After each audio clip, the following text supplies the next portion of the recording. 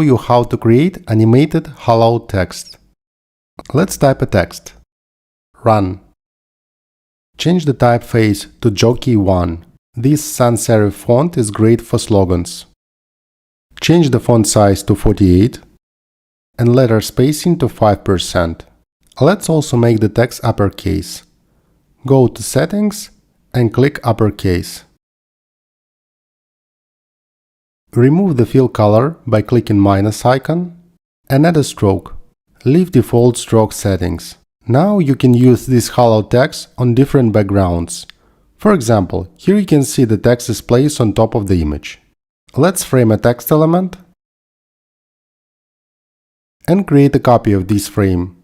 Select the first character in the copy and change its fill color to pure black. Create a copy of the second frame. Select the second character and change its fill color to black. Create a copy of the third frame. Select the last character and change its fill color to black. Select all frames and click Distribute Horizontal Spacing to get equal spacing between them. And create a component set. Name the component Hollow Text. Let's change the black color to red. This can be done in one click by changing the selection color. Switch to the prototype mode. Create a transition between the first and second variants. Transition will be triggered after a delay of 800 milliseconds, and it will be instant transition. Create a transition between the second and third variants. All properties will be the same.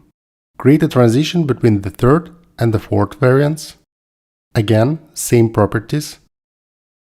And create a transition between the fourth and first variant to get a full loop. Now it's time to test our design. Create a test frame. Navigate to the Assets tab. Drag and drop the hollow text to the test frame. Select Test Frame and click Preview. Looks good! Let me know what you think about using hollow text in design.